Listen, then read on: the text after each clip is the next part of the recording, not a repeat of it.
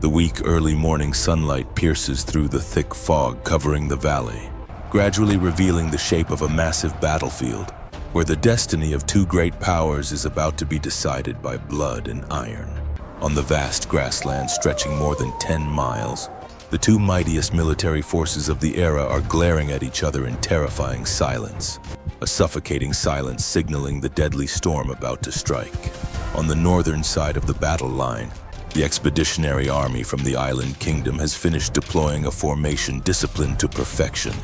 More than 40,000 soldiers stand shoulder to shoulder, forming solid square blocks with no gaps, stretching like a moving wall of fortress. Their most terrifying characteristic is the forest of spears more than 6 meters long standing upright towards the sky, sharp and cold, ready to lower simultaneously to turn the formation into a giant, invulnerable steel hedgehog. These warriors have crossed the Great Sea, carrying the ambition to conquer the fertile western lands. And now they stand there, steadfast as stone statues, waiting for the command to dye the foreign soil red. Facing them at a distance of less than 3 miles is the core defensive force of the Peninsula Republic. 50,000 heavy infantry equipped with large rectangular shields and shining metal breastplates are standing arranged in 3 overlapping horizontal lines in depth. Unlike their opponents, the Peninsula Army does not stand in a rigid, seamless block, but is divided into flexible square units, creating a calculated checkerboard formation to easily replace the frontline forces when fatigued. The sound of wind whistling through the helmet slits, the rubbing sound of tens of thousands of leather-covered wooden shields, and the heavy breathing of young soldiers creating a dull sound, weighing heavily on the mind of anyone present there. Commanders on the high hill observe the enemy through the hazy dust screen, calculating every movement of the sun and wind direction. Cavalry scout squads of both sides run along the hillside, eyes not leaving the slightest movements from the other side. The air thickens. The smell of sweat mixed with the smell of weapon cleaning oil rises strongly. No one dares to be negligent, because they know that in just another moment, this ground will shake under the heels of nearly 100,000 people rushing into slaughter. Red signal flags begin to be waved from the center army, and the majestic sound of the war horn tears through the quiet space, ending the waiting and opening the curtain for the slaughter. Right when the sound of the war horn and the command ceased, the space shakes with the resounding cheers from both sides. From the gaps between the heavy infantry blocks, thousands of neatly equipped light infantry quickly flood forward like fierce herds of ants. This is the vanguard force, including skilled slingers and long-range archer squads, tasked with harassing and causing initial casualties to shake the opponent's will before the main forces collide. On the grassland, the distance between the two armies is quickly shortened to about 300 paces. The slingers of the Peninsula Republic side, famous for their arms as solid as cold iron, begin rotating the leather straps above their heads at dizzying speed. The wind whistles sharply as thousands of smooth lead bullets are launched at once. The sky darkens for a moment by the deadly rain of projectiles rushing towards the expeditionary army formation. The stones flying at terrifying velocity smash into wooden shields, shattering helmets and embedding straight into the flesh of those who couldn't shield themselves in time, creating horrific, crushing sounds mixed with groans of pain. Responding to that attack, the archer squads from the island kingdom also simultaneously draw their bows. They do not shoot straight but shoot arched high, creating a deadly arc trajectory passing over the opponent's shield wall. Tens of thousands of arrows tearing the wind rush down onto the defensive formation like a heavy rain of steel. Although the large rectangular shields covered most of the body, but the density of arrows was too thick and still found gaps at the necks, shoulders, and legs of the soldiers. Blood begins to dye the green grass underfoot red. The strong metallic smell rises and mixes with the blinding smoke and dust. Meanwhile, on both flanking sides, Javelin cavalry squads begin executing lightning-fast flanking strikes. They gallop at full speed approaching the edge of the enemy formation, launching short javelins, then immediately turning back to retreat before being counterattacked. These javelin throws, although not breaking the formation, but cause extreme frustration for the infantry soldiers who have to stand rooted to the spot enduring the attack. Chaos begins to kindle in the first rank as casualties increase, forcing commanders to continuously scream to maintain the ranks. After nearly half an hour of fierce long-range combat, when noticing the amount of arrows and ammunition has significantly depleted, the signal whistle for withdrawal sounds shrill again. The light forces of both sides quickly disperse to the two flanks, or retreat to the rear through pre-designated gaps between the army ranks. The ground now only has scattered corpses remaining, and thousands of arrows stuck densely like weeds. The space suddenly becomes terrifyingly silent, giving way to the thundering footsteps of the giant steel blocks behind starting to move. When the dust layer from the previous skirmish just settled, the deep battle drum sound begins to resonate rapidly, signaling the main force of the expeditionary army to advance. Tens of thousands of soldiers chant rhythmic commands in unison. Each footstep stomping on the ground shakes the whole valley, following the command from the signal flags. Their first 5 ranks simultaneously lower the spears more than 6 meters long to the horizontal position. The precise and uniform movement makes the whole formation look like a giant beast, just bristled out a layer of sharp steel hedgehog quills, slowly advancing towards the enemy with unstoppable pressure. On the opposite side, the commanders of the Peninsula Republic scream orders to tighten the formation. The infantry soldiers press their shoulders tightly against the large rectangular shields, forming a solid bronze-rimmed wooden wall, completely shielding the body. They stand burying their feet into the ground, gritting teeth waiting for the collision, knowing that their lives now depend entirely on the endurance of the shield in hand and the steadfastness of the teammates behind. The moment 2 giant army blocks collide creates a harsh and terrifying sound, like thunder exploding right at ground level. Thousands of sharp, long spears of the expeditionary side slam into the defensive shield wall, sounds of metal grinding against each other. Wood splintering and bones breaking ring out chaotically. With the advantage of the extremely long reach of the specific weapon, the expeditionary army attacked the opponent before they could even swing their swords. Many defending soldiers are pierced through the shields by spears, embedding into chests and shoulders, knocking them backward in the very first second of engagement. However, the Peninsula Army, famous for its stubbornness and iron discipline, does not easily break. Soldiers in the front row, though wounded, still try to use shields to knock spears aside, or use short swords to chop hard at the wooden shafts to open a bloody path forward. The battle quickly turns into a brutal meat grinder. The expeditionary army continuously pushes the formation forward, utilizing the weight of dozens of rear ranks to crush the opponent. Layers upon layers of spears pointing out make the defenders unable to approach the target, forcing them to endure the attack in helplessness and resentment. Fresh blood flows in streams winding through the cracks in the ground, dyeing red even the wild grass just trampled and crushed.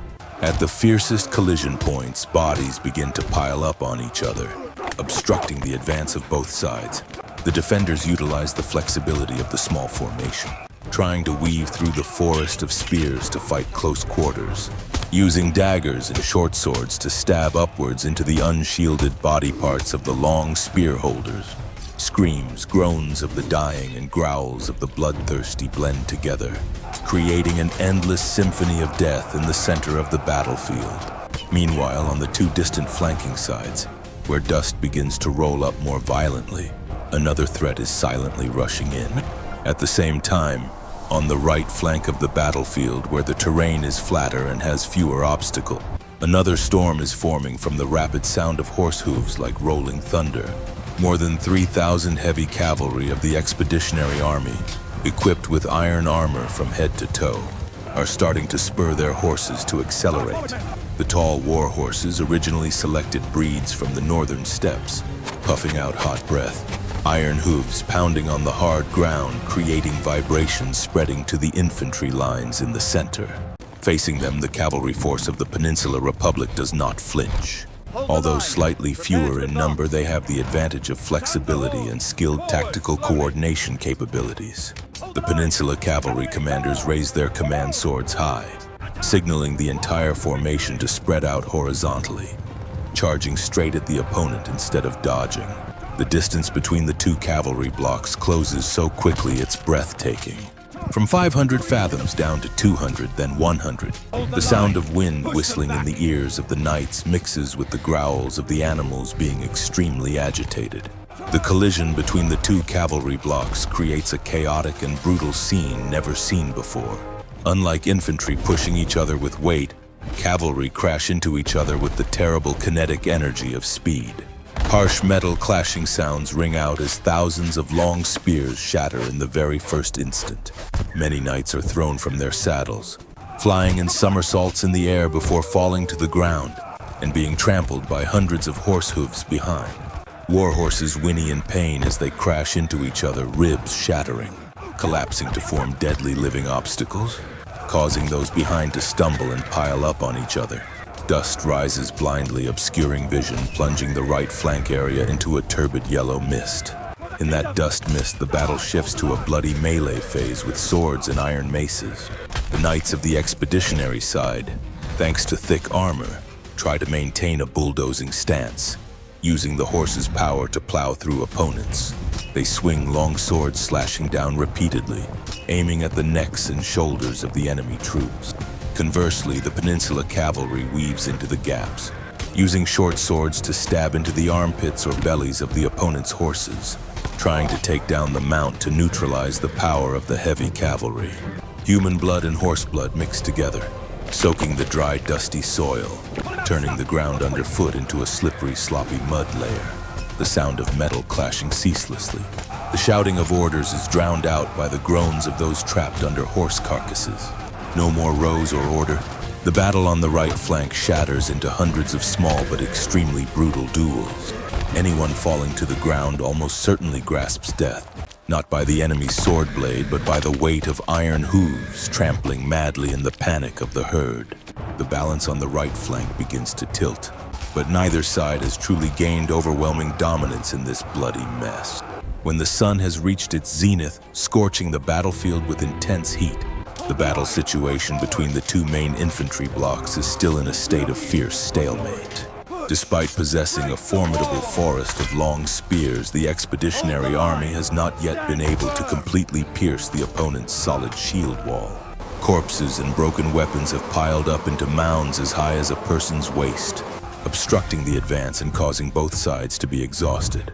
Recognizing the time to break the deadlock has arrived, high-ranking generals of the expeditionary side standing on the observation platform give the decisive command. A series of war horn sounds with a deep register, distinctly different from ordinary bugle calls, echoing resonantly from the rear guard, sounding like the roar of ancient wild beasts. Immediately, the reserve formation behind the expeditionary army splits in two like a giant door opening wide. From within the hazy dust screen, giant looming black shadows step out, creating a terrifying scene that makes the heart of every soldier on the battlefield seem to stop beating. It is 120 war elephants clad in iron armor, the true mobile fortresses of the ancient world. These beasts are more than twice the height of an adult human, 4 legs as big as communal house pillars pounding the ground, shaking even small stones at the feet of soldiers hundreds of paces away. On their bodies, they wear thick armor plates of animal hide and large bronze pieces shielding the head and chest. On the back of each elephant is a wooden watchtower tightly strapped, containing marksmen and javelin throwers brandishing weapons looking down. 2 long curved tusks, stark white and sharp as 2 giant swords reaching forward threateningly. The appearance of the war elephant army brings a terrible psychological shock to the Peninsula Republic army. For many young soldiers, this is the first time they have seen a creature so huge and monstrous. The strong characteristic stench of wild beasts blows into the defensive formation with the wind, causing nearby war horses to panic, rear up, and throw off their riders. The roar of 120 elephants mixed with the battle trumpets creates a ghostly sound, crushing the wavering morale of the defenders. The mahouts sitting on the elephants' necks, holding sharp iron hook sticks, begin to prod hard into the animal's flesh, inciting their aggression to the extreme. The herd's large flat ears flap strongly, creating gusts of dust, and the long trunks begin to curl up, trumpeting to signal the impending wrath. No longer waiting, the herd of beasts begins to accelerate, transitioning from heavy steps to a thundering run, aiming the spearhead of the attack straight at the opponent's exhausted center formation. The ground beneath the feet of tens of thousands of soldiers shakes violently, not due to natural aftershocks, but from the terrifying weight of 120 flesh and blood war machines rushing in. The whole valley seems to shrink before the wrath of the herd of beasts. Dust is thrown high after each running step of the elephant herd, forming a rolling yellow-brown wall of fog chasing behind them, obscuring even the sun leaning towards the afternoon.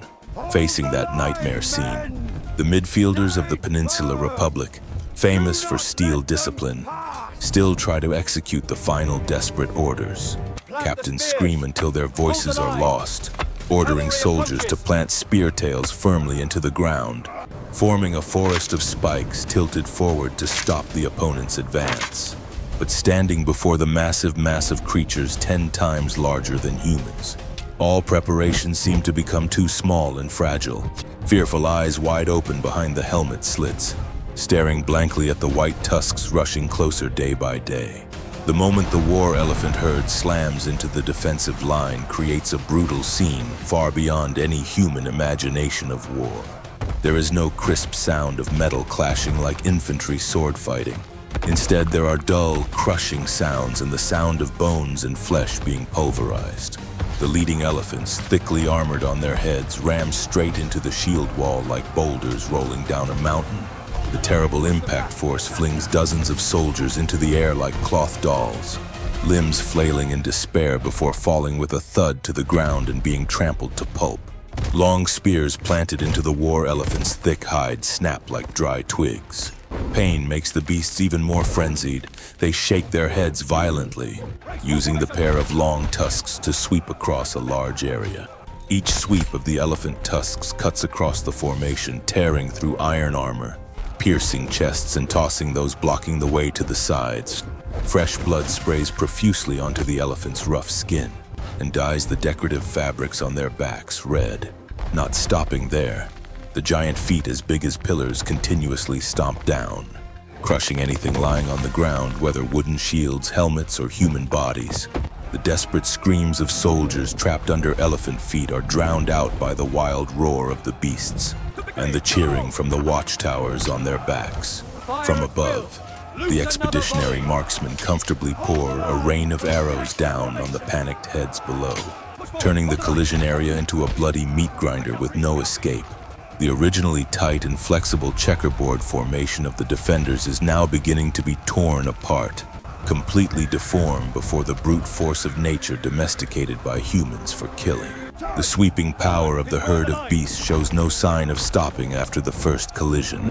With the powerful advance like giant arrows made of flesh, they continue to tear deep inside the opponent's formation, turning the solid defensive structure into chaotic feats.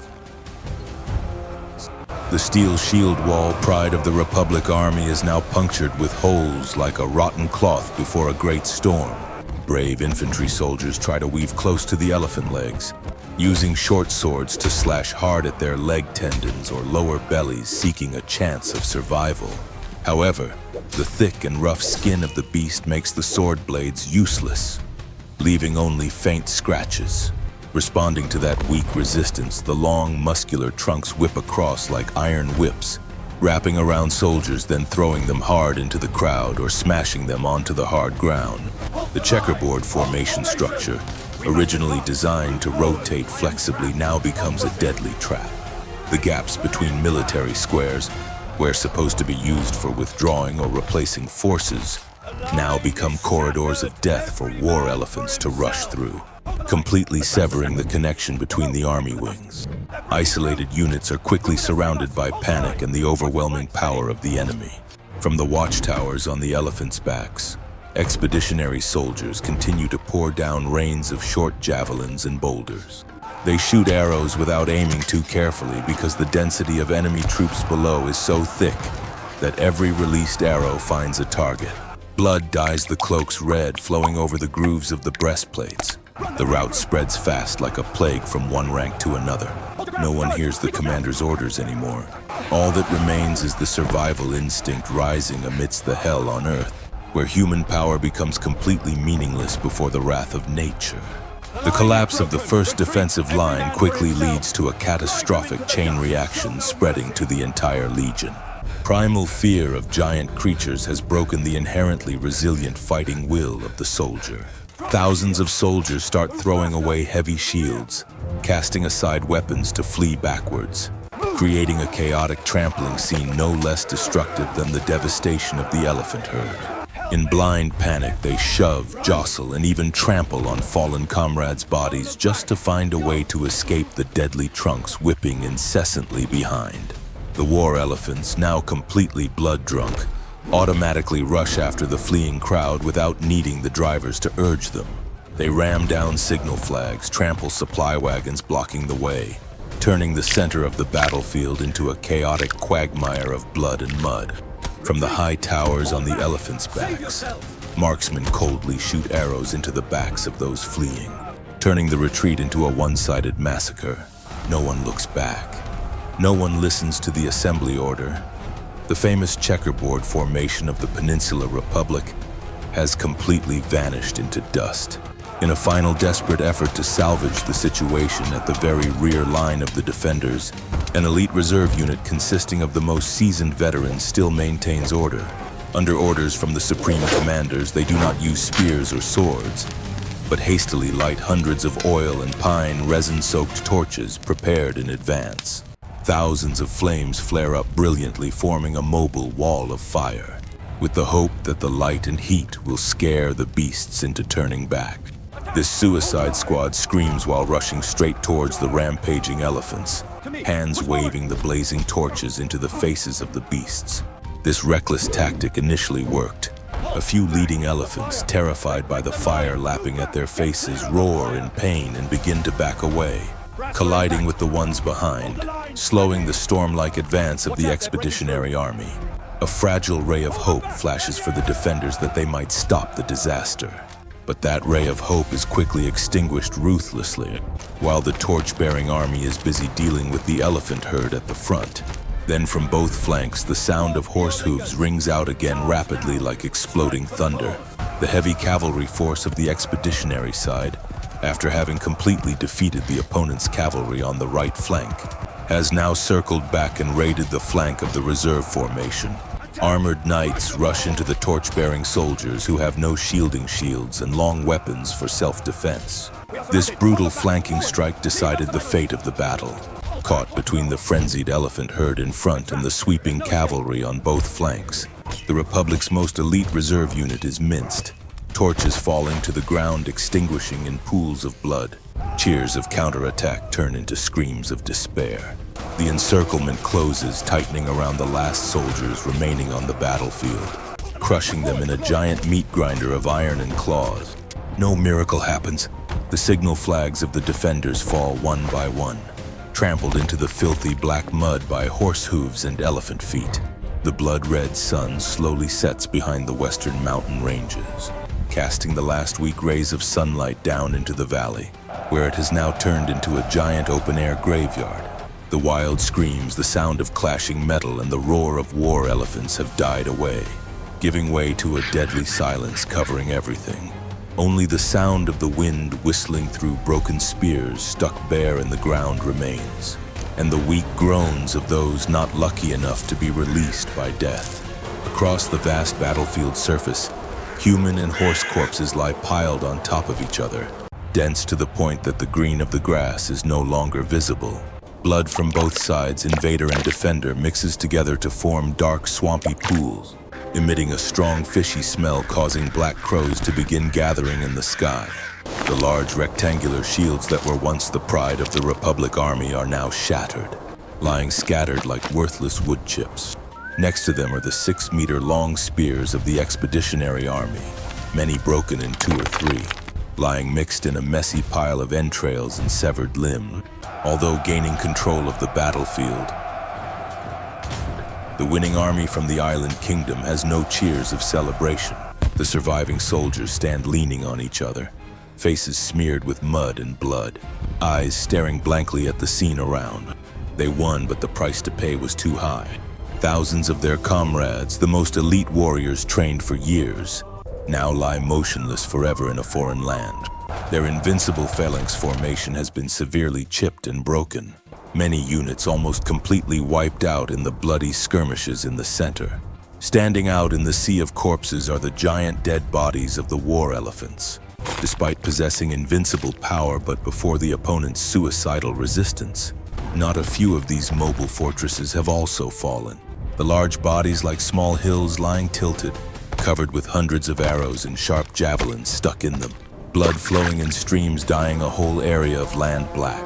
The surviving ones stand drooping, trunks hanging down, skin full of open wounds from sword cuts and fire burns, no longer having the majestic, ferocious appearance of the charge. The expeditionary generals ride slowly across the battlefield, their faces harden, witnessing the horrific level of loss of their troops. They understand that although the island kingdom's flag is flying over this valley, but their core force has been worn down to the bone. The opponent, though defeated and fleeing, has left fatal wounds for the winner. A nominal victory exchanged for the blood of tens of thousands of soldiers and the most precious war material. Darkness gradually swallows the valley, covering the brutality of war, leaving only the haunting, flickering campfires of soldiers searching for loved ones in the pile of corpses. The battle in the valley has ended, but the tragic echo and the price of ambition will haunt the survivors forever.